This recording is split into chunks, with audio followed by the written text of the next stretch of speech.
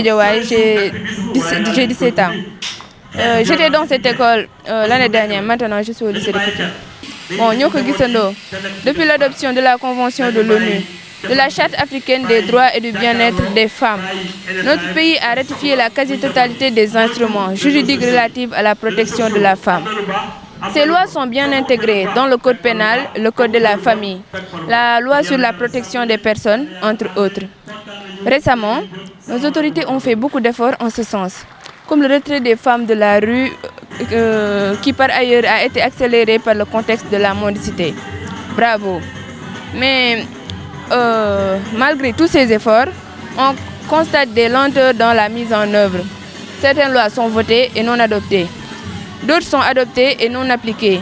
Et même celles qui sont adoptées restent méconnues par la société. Monsieur le Président, l'Assemblée nationale, nous réclamons notre propre code. Oui, le code de la femme. Merci.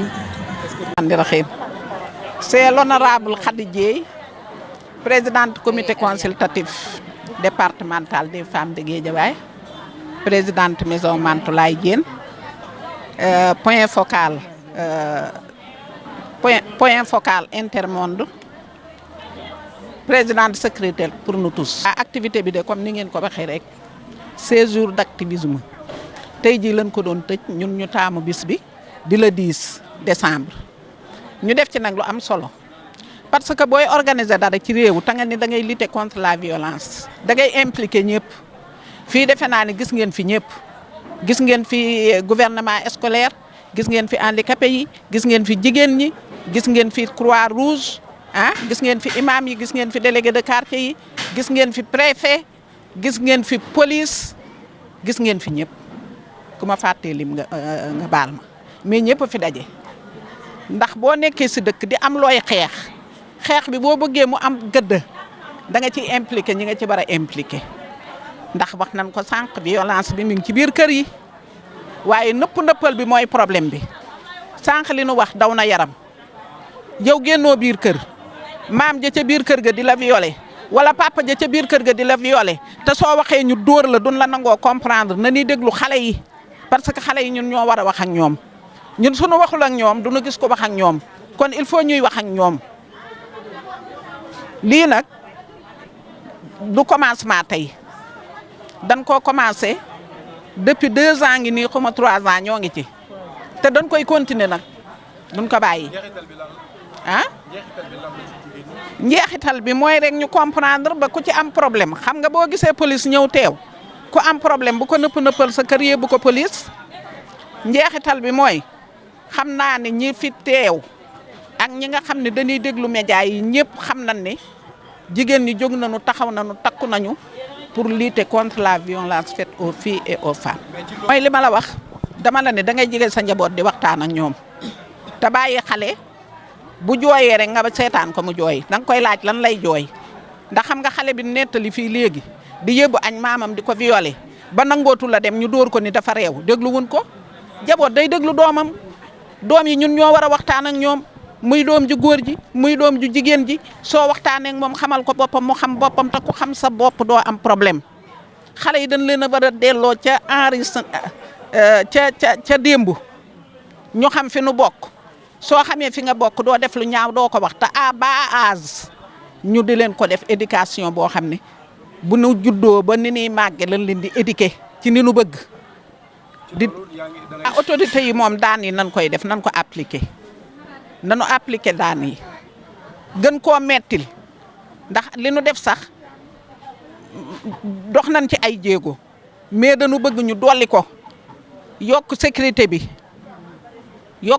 bu baax a baax yokk itam ñi nga xam ne ñooy conseiller bàjjenu gox yi ñu utal leen salaire toppatoo leen ndax bàjjenu gox yi liggéey bi ñuy liggéey ci biir Sénégal kenn liggéeyu ko lu jóg ñu woo leen la ma waxoon ministre de la santé ni ko bu ngeen bëggee résultat bàjjenu gox yi ngeen di woo kon bàjjenu gox yi dañ leen a war a toppatoo bu baax a baax ba nu xam ne lii ñuy def seen xolo ko bëgg mais amuñu ci dara da ngay gis koo xam ne day jël dépense am wala ndékkeem jële ko malade yóbbu ko hôpital bàjjenu gox yi dañuy liggéey loolu ak yeneen yoo xam ne ay secret yu leen di jox ndax dañ leen a defal formation boo xam ne ku ñëw ci ñoom defe ne dañ lay weer ñoom weeruñu kenn secret professionnel la ñuy doxee di nga ñëw diis leen sa soxla wala sa problème ñu ànd ak yow faj ko ba mu sedd guyi te kenn du ko yëg kon nan gën a jàppale bàjjeni gox yi gën a jàppale itam nag ndeyi daara yi parce que ndeyi daara yi ñoom itam noonu la ñuy sonne ci daara yi dañuy dem taalibe yi ñu di leen sang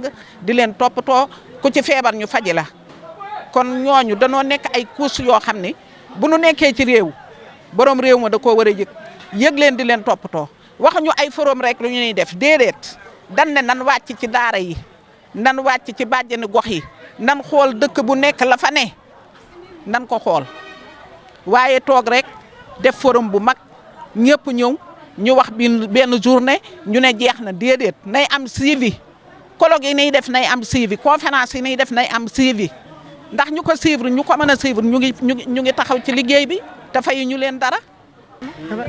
dëkk commune Sam Notaire nekk le secrétaire au niveau de la commune mais au niveau départemental je suis la secrétaire avec la coopérative des femmes leaders de Guédiawaye. Sur les 16 jours d'activisme ñun waa commune Sam Notaire dañ ko ubbi le 25 avec une formation sur l'entrepreneuriat féminin ñu ñëw tëjaat ko tey avec un grand forum boo xamante ne si ni aujourd'hui c'est le 10 mu tëj li nga xamante ne si ni moom mooy les 16 jours d'activisme sur les violences faites aux femmes et aux filles.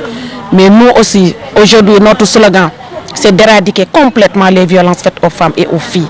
Ça suffit et ça doit cesser. En 2025, nous ne devons plus parler des violences. En tout cas, toutes les femmes se sont mobilisées pour en parler. Et je pense que de 14h à 16h, on était à la Maison Rose, où nous avons rencontré Madame la directrice Mona. Nous avons rencontré des femmes qui vivent cette violence. Et ça nous a vraiment touchés au fond du cœur. Donc, franchement, il faut que ces violences cessent. Nous sommes des femmes. Nous sommes des femmes. La mère, l'épouse, la société. Personne n'a le droit de nous violenter. Personne. Et qui que ce soit ne doit nous violenter. Merci à toutes ces femmes leaders de la commune de Sam Notaire. Vive ces braves dames. Depuis 2020, elles sont dans ce projet de ville sûre, espace public sûr, lutte contre les violences faites aux femmes et aux filles, avec notre partenaire qui est ONU Femmes, mais qui est aussi Intermonde. Et nous sommes accompagnés aussi du ministère de la Femme et de la Famille, le développement communautaire. On a une véritable maman qui nous a accompagnés et qui nous a soutenus. C'est Maman Khadija qui est à côté de nos honorables députés. En tout cas, Sam Notaire, moi je l'ai dit vraiment mesure de prendre des mesures pour que cette violence puisse cesser. Parce que chaque année, on dit que chaque année, le taux de violence s'est élevé. Cette année-ci, je pense qu'on est à 54% des violences.